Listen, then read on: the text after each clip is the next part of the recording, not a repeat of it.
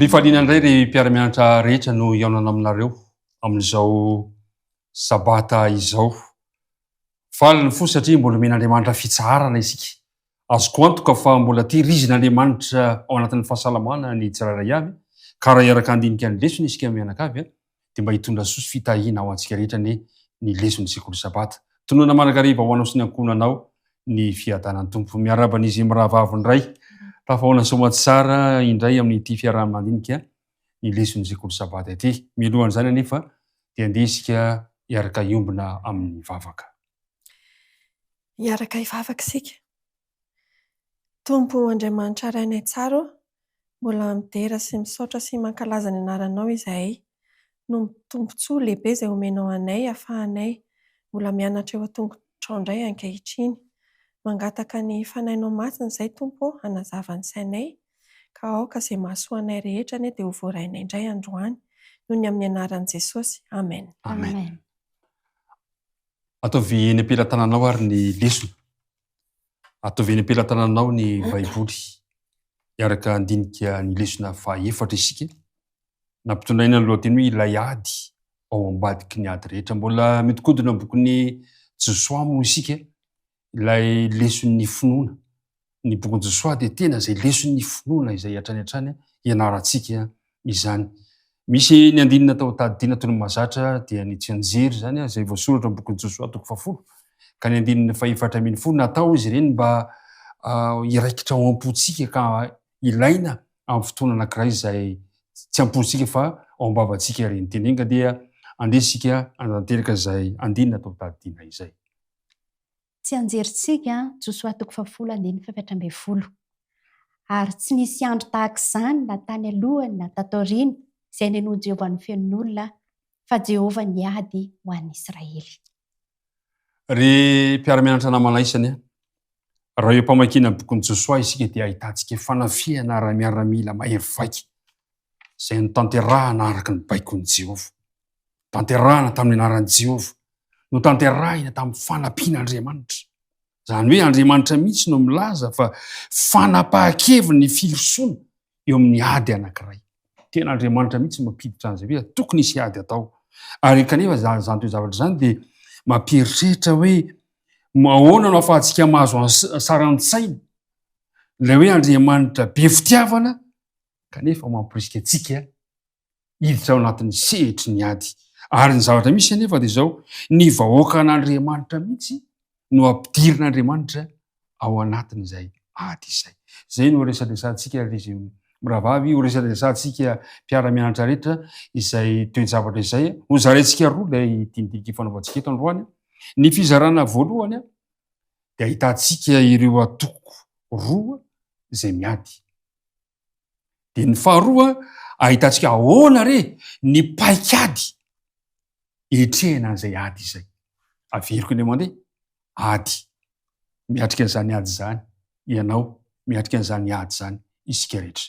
Izay zavatra izay fizarana roa izay no diniantsika iarahantsika amin'izy mirahavavy ireto, ka avy hatranintsika dia hiditra amin'ilay fizarana voalohany hoe ny antoko roa miady. Ao amin'ny Josoa toko 5 ny dinika ifanaovantsika, manomboka eo amin'ny andininy 7 sy manaraka, hitantsika eo ny nisy eo ny komandiny miaramila an'i Jehovah tamin'i Josoa sy ny nanafahany Israely any Jeriko. Hitantsika eto izany fa efa hiaiza izany izao ny zanaka Israely. Efa hiditra eo amin'ny tanin'ny fahavalo izy. Tafita izany izao ny on'ny Jordana. Raharaha izy ity mba fahaly ery ianao fa tafita ny on'ny Jordana. Aikay mbola misy ady indray eo anoloanao. Ianao mieritreritra fa afaka kay mbola misy ady. Ino tanàna mimanda Jeriko, mihidy mafy, tanàna avo. Ahoana no fomba ahafahana miatrika an'ity ady ity? Ahoana no fomba ahafahana mandresy an'izany ady izany, izany tanàna izany, kanefa ny eny am-pelantanana tsy misy afa-tsy atsambo-tady, lefona kely, zana-tsipika kely. Izany mba eo am-pelantanana. Izay no mba tiako ifampiresahana aminareo mirahavavy. Ahoana re no ahafahantsika mahatakatra itoe zavatra io? Izara telo moa izany dia toko voalohany ny fizarana voalohany dia ny hoe nitafika Andriamanitra, nitafiky ny ratsy ary ahitantsika ilay hoe Jehova ilay mpiady mahery. Faly miaraba ny nareo menadà, faly miaraba ny mpiara-mianatra rehetra. Tao anatin'io ady izay tena mahavery hevitra io tokoa, teo anoloan'io izany io tanàna Mande io dia teo indrindra no mipoitra ity andininy 17 ity ao amin'ny Josoa 5 manao hoe ary noho teo akaikin'ny Jeriko Josoa dia nanompo ny masony izy ka nijery ary indro nisy lehilahy nitsangana natandrifiny ka ny sabany voatsoaka dia voatsoaka dia teny an-tanany ary nanatona azy Josoa ka nanao taminy hoe namanay va ianao sa naman'ny fahavalonay. Eto izany mametraka fanontaniana Josoa nahita an'ity miaramila manana sabatra ity, efa vonona hiady ity, dia hoe ianao ve fahavalonay tompoko sa namanay? Mivaly teny azo an'i Josoa ao manaraka ao tonga dia hoe tsia. Hafahafa kely ilay petraka mivantana fa inona tonga ilay azo rezany commande le lehilahy nijoro teo fa inona tonga ny lehilahy io teo aloha raha ny endrik'ilay lehilahy aloha izany dia hiady izy, misy ady izany. misy ady izany tiany hatrehanao. Ary izay mihitsy nampatonga ny Josoa nametraka an'ilay fanontaniana hoe hiara-hiady aminay ve izany ianao sa tsy hiara-hiady aminay? Dia ilay valy teny hafahafa hoe tsy teo moa izany dia efa somary efa nahatonga sainan'i Josoa izy io hoe hafa mihitsy ity miaramila anankiray ity fa raha lazaina amin'ny teny hafa izany dia ny fanontaniana tokony hipetraka dia hoe i Josoa ve miandany aminy fa tsy hoe miandany amiko ve ianao?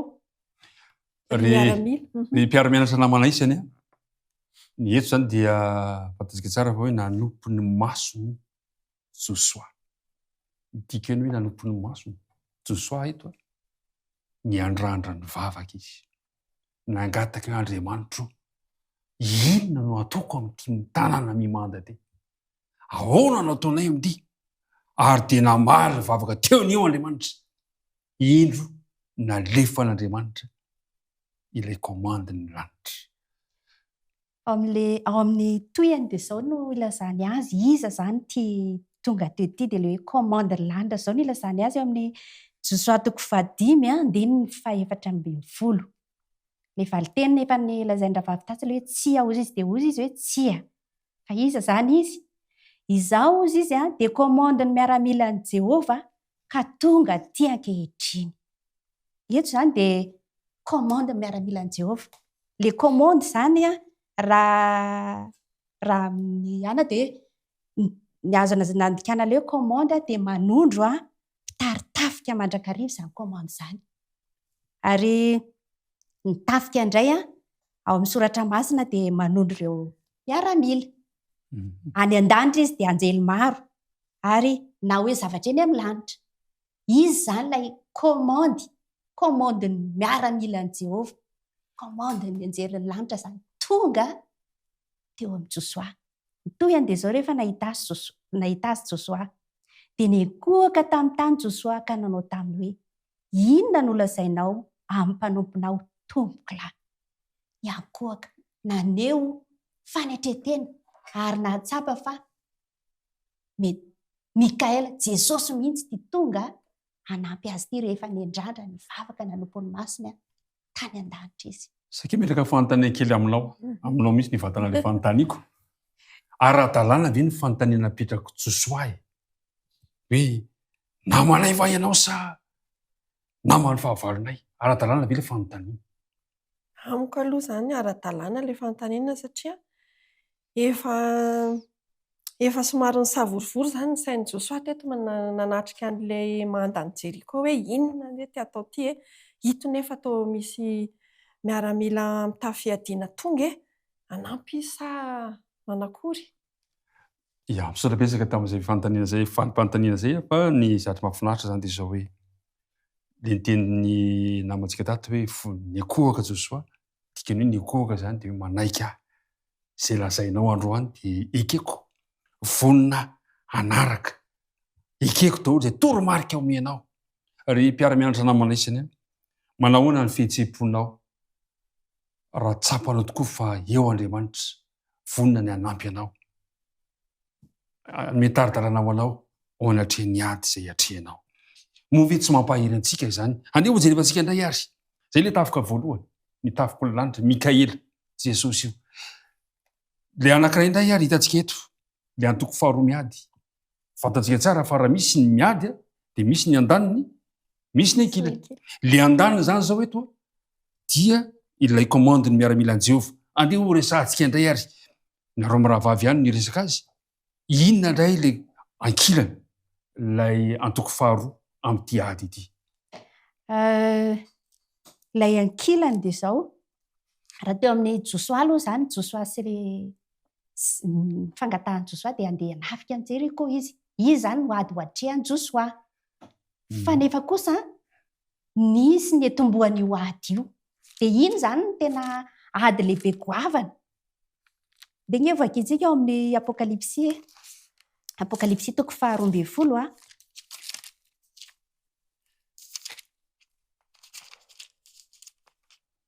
Manomboka amin'ny 7 hatramin'ny 7 no vakiantsika. Apokalipsy toko 12, 7 hatramin'ny 7. Ary nisy ady tany an-danitra, Mikaela sy ny anjeliny niady tamin'ilay dragona, ary ilay dragona mamin'ny anjeliny kosa dia niady. Nefa tsy naharesy, sady tsy nisy fitoerana ho azy intsony tany an-danitra. Ary nazera ilay dragona dia ilay menarana ela izay atao hoe devoly sy Satana, izay mamitaka izao tontolo izao, dia nazera tamin'ny tany izy, ary ny anjeliny koa niaraka nazera taminy. Ady tany an-danitra zany ny etombohan'ny ady. Dia ny ady izay nataony Lusifera tamin'Andriamanitra. Nikomy tamin'Andriamanitra izy ary nataony anjely maro hiaraka taminy. Io zany ady voalohany indrindra nisy dia ny ady tany an-danitra zany izay ady nataony Lusifera, ilay anjely izay tendren'Andriamanitra hitarika ny anjely rehetra. Efa voalaza amin'ny faminaniana moa io ady io. Efa misy faminaniana voasoratra ao amin'ny Baiboly ao. Ary maka koa tsika ny ao amin'ny Ezekiela toko 7:20, ny 5:12 ka hatramin'ny 5:5. Vakiantsika ilay izy amin'ny anaran'i Jesosy hoe: ry zanak'olona, manaova hira fahalelovana ny amin'ny mpanjaka ny Tiro, ka lazao aminy hoe izao no lazain'i Jehovah Tompo. Ry ilay mahatanteraka ny rafitra tsara tarehy tonga marika sady feno fahendrena ny tena tsara tarehy. Tany edena sahan'Andriamanitra ianao, ny vatosoa rehetra no eloelo teo amboninao, dia ny karnoela, ny topaza, ny onyxa, ny krizolita, ny berila, ny jaspina, ny safira, ny robina, ny emeralda ary ny volamena. Ny fampanenona ny amponga tapakao sy ny sodinao dia tao aminao, tamin'ny andro namoronana anao dia natao koa ireo. Ianao dia kerobima voaositra izay manaloka, fa voatendrika ianao tao an-tendrombohitra masin'Andriamanitra ianao. Tao amin'ny vato mirehitra no nitsangatsangananao.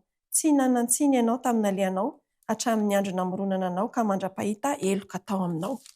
Arak'izany teny voalaza tao amin'ny Ezekiela zany dia tao an'ny mpanjakan'ny Tiro le teny. Mpanjakan'ny Tiro ny voalazato kanefa misy teny somary mahavariana ihany ato ny amin'ny fampiasana ny hoe tany edena sahan'Andriamanitra. Tsy mbola tany edena manko ny mpanjakan'ny Tiro. Tsy mbola hitany akory Tsy mbola fantany akory izany. Misy resaka koa ato hoe kerobima ianao. Kerobima izany moa tsy anjely any an-danitra kanefa ny mpanjakan'ny Tiro dia tsy izay velively. Tao an-tendrombohitra masin'Andriamanitra ianao.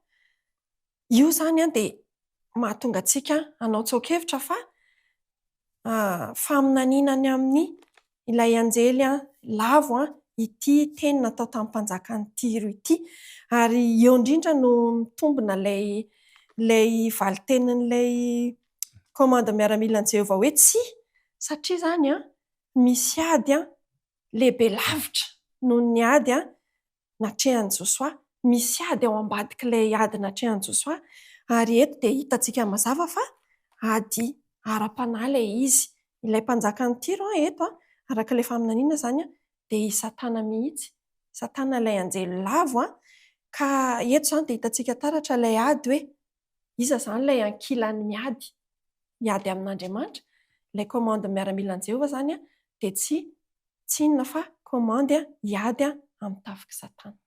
Ny zavatra azo lazaina zany dia zao hoe tena misy ilay fifanandrinana, misy ilay ady. Aika izy zany, ilay ady atrehan'ny Josoa, ilay ady atrehan'ireto vahoakan'Andriamanitra reto ka, dia ady efa tany aloha izy io, ary mbola ady hatramin'ny farany. Io zany ary zay lazainy amin'ny Daniela, amin'ny Daniela 10 ka manomboka ny 9 ka hatramin'ny 17 dia lazainy eo manao hoe dia hoy izy tamiko aza matahotra ry Daniela fa hatramin'ny andro voalohany nampiasanao ny fonao halala sy hampahory ny tenanao teo natrehan'Andriamanitra ao dia reko ny teninao ary noho ny teninao dia avy fa ilay andrinan'ny mpanjakan'ny Persia dia nanohatra iraika amby 20 andro fa indro kosa Mikaela anankiray amin'ireo andrina lehibe no tonga hanampy ahy ka dia izao ihany no sisa nijanona teo amin'ny mpanjakan'ny Persia. Laza tsara zany mazava eto fa tena misy le izy ary anisan'ny manakana ny fikasan'Andriamanitra amin'ny voariny eto amin'ny tany mba hanana fiadanana io andrinan'ilay ratsy io. Petraka ny fanontaniana hoe mbola sahatsika ve ny andany amin'izany? Kanefa hitantsika tsara fa manakana ny fikasan'Andriamanitra hitondra fiadanana ho anao soa ihany fa manana Jehovah mpiady mahery isika.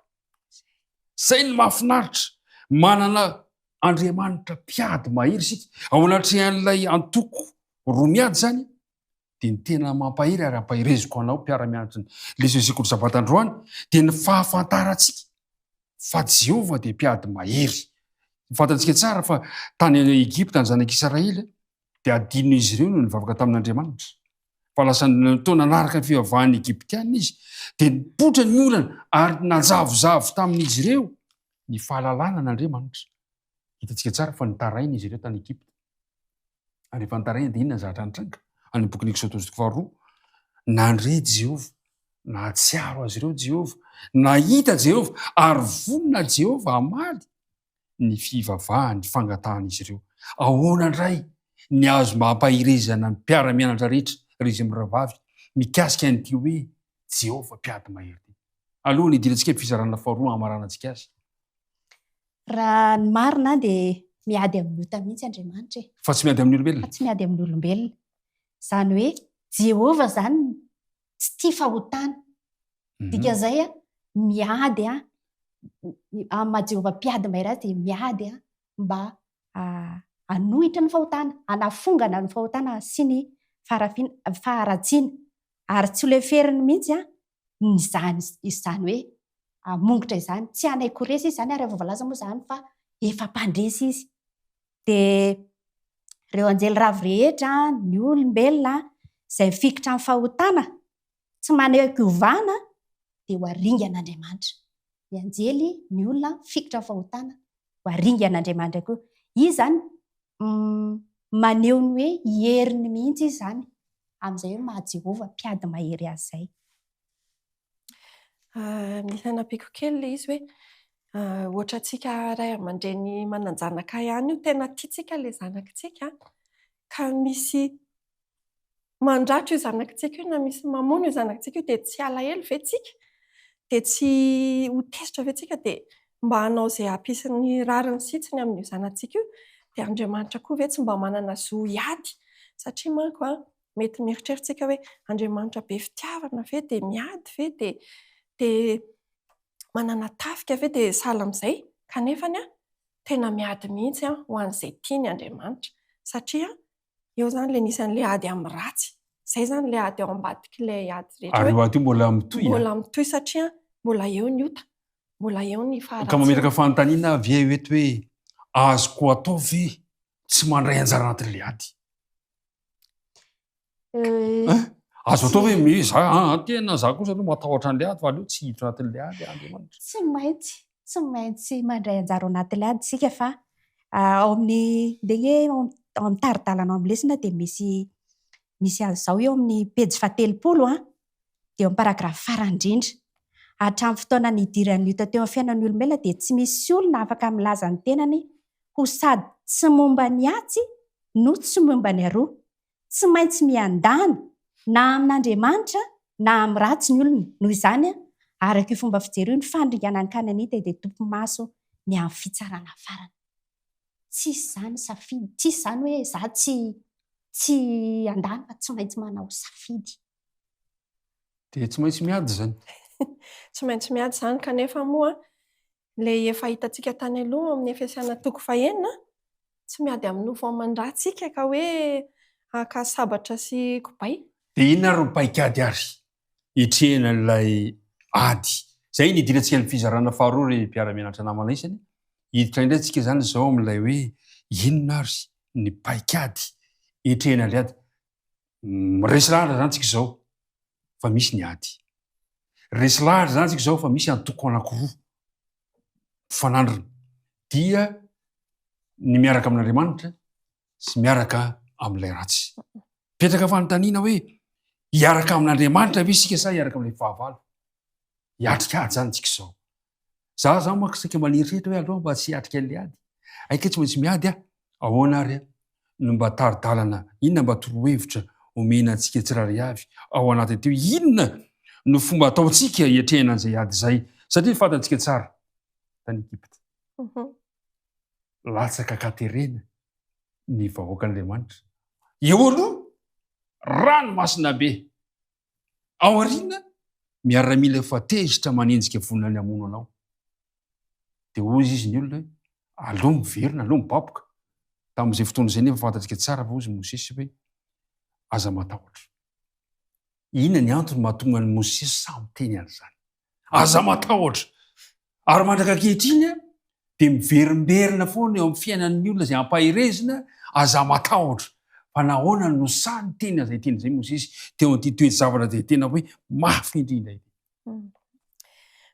Maliko an'izay dia andao sokafantsika ny baiboly eo amin'ny Ezekiely. Ezekiela 20:20. Ezekiela 20:20 azafady. 20:20. Izao zany ny voalaza hoe fa izao no lazain'i Jehovah Tompo, indro atolotra eo an-tanan'izay halanao ianao dia eo an-tanan'izay efa niombotany fanahinao. Ndrasa aloha mety misy diso kely izany fa ato amin'ny Exodosy mialatsiny. Ao amin'ny Exodosy 17:20 mialatsiny izao ilay voalaza hoe ary ampandefa nenitra eo anoloanao ka androka ny vita sy ny kananita ary ny etita eo anoloanao. Izay ilay ao amin'ilay 20:20. Eto izany dia hitantsika fa Andriamanitra mampandefa nenitra no miady fa tsy isika. Marina ihany zany le fanamariantsika hoe tsika tsy te hiady kanefa tena izay mihitsy kay ny planin'Andriamanitra tany am-boalohany fa tsy natao hiady isika. Tsy fikasan'Andriamanitra mihitsy ny iadintsika amin'ny sabatra sy amin'ny fitaovam-piadiana ara-nosy zany, amin'ny herim-batantsika zany, fa efa manana planin'Andriamanitra ao anatin'io ady io. Araka ny voalazanao teo amin'ny ranomasina mena dia tsy nisy ninona nge afaka nataon'ny zanak'Israely sady Andriamanitra rahateo ny teny hoe izaho hiady ho anareo. Izay ilay paikady anankiray. Paikady voalohany. Paikady voalohany izay hoe izaho hiady anareo hozy Jehovah fa ianareo kosa angina. Io zany teo amin'ny tantaran'ny zanak'Israely dia lasa sary nakana ohatra mihitsy izy io fa an Jehovah ilay ady. Ary ny fomba fiadiana dia an'Andriamanitra. Ny fanapahan-kevitra dia an'Andriamanitra. Ny paikady rehetra dia an'Andriamanitra fa ny anjaran'ny Israely zany dia ilay manaiky an'izay. Dia ao anatin'izay toe-javatra izay, ahoana izay mahatonga ny tiany hoe inona ilay paikady? Ny paikady voalohany zany dia ny fahasahiantsika manaiky fa an'i Jehovah ny ady. Tsy vitany hoe an'i Jehovah ny ady fa i Jehovah mihitsy no miady. Ia. Hitam-piroso izany teo amin'ny tantara rehetra ny fadidy. Ao amin'ireo tantara rehetra maro dia Jehovah miady. Ohatra izao tany aloha tany dia misy ilay tantaran'ny Elisa sy ilay zatovo. Jehova miady ampahirato ny maso mba ahitany. Hita-porofo zany fa tsy nilain'ny Israelita akory ny miady rehefa ampy ny fitokiny tamin'Andriamanitra. Finoana zany ny ilainy. Iny zany fitaovam-piadiana, iny paikady izay nomen'Andriamanitra hatramin'ny voalohany nanomboka hatramin'ny nitondranany zanak'Israely hiala tao Egipta ary mandraka ankehitriny amin'ity tantara izay miseho ity dia nitakian'Andriamanitra tamin'izy ireo paikady ny finoana. Ny finoana zany satria vokatry ny tsy finoana izy ireo izay seho tao aorian'ny Exodus dia nahatonga an'Andriamanitra namela azy ireo handray anjarany ady tamin'ny Kananita. Nisy fotoana nandray anjara ady izy nefa ny vokany resy.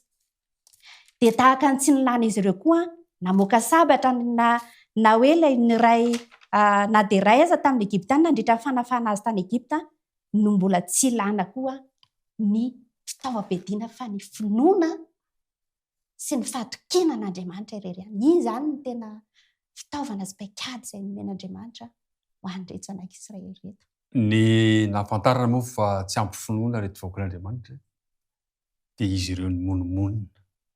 Tsy mitsahatra mimonomonina. Ary izay fimonomononana izay nefa dia maneho endrika tsy finoana.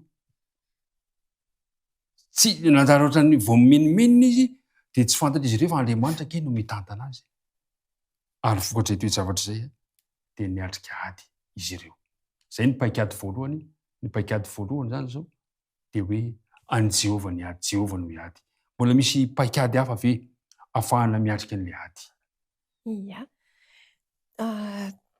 Teo moa tsika ilay nahita hoe tsy tao anatin'ny drafitr'Andriamanitra ny iaditsika amin'ny sabatra sy ny fitaovam-piadiana kanefa no ilay tsy finoana zanak'Israely. Io moa zany io ady nataon'izy ireo dia nanomboka tao amin'ny Exodus 17 ilay adiny tamin'ny Amalekita. Nametraka an'izao fanontaniana izao izy ireo. Efa nentin'Andriamanitra zareo tany amin'ny namaky ny ranomasina mena, efa nahita fahagagana tamin'ny itondran'Andriamanitra azy tamin'ny Sandry Mahery, kanefa ny ao amin'ny Exodus 17 dia hoy izy tamin'Andriamanitra indray, hoy izy indray nametraka fanontaniana. Eto aminay ve Jehova sa tsia? Io ilay fanontaniana io zany io no nahatonga ny fanafihan'ny Amalekita. Teo zany nanomboka ny ady. Ka Nefa Jehova eo foana. nefa Jehova eo foana. Ary zava-dozy zany no eo amin'ny Zava-dozy ity fiainantsika. mametraka fanontaniana efa fantatry ity fa amin'Andriamanitra. Efa fantatrao fa eo Jehova. Fa mba hakanao fanahy Jehova dia mbola apetraka ao ilay fanontaniana hoe eto aminay ve Jehova sa tsia? Dia io moa zany ilay niteraka an'ilay hoe nanafika ny Amalekita ka noho ny famindrapon'Andriamanitra dia nitaky paikady vaovao ny toe-javatra vaovao. Izay zany ilay izy. Ka ny paikady vaovao izay zany ilay paikady faharoa dia hoe itsika indray izao mba miady ho an'Andriamanitra izany. Izay ilay izy satria rehefa tsy azo hidivirana ilay ady ka tsy maintsy handray anjara amin'ilay ady isika dia miady ho an'i Jehova indray izany izao tsika. Ary voalaza koa atao amin'ny lesonantsika fa nanjary nampiasaina ho fizahan-toetrany fatokian'izy ireo tamin'i Jehova ny ady.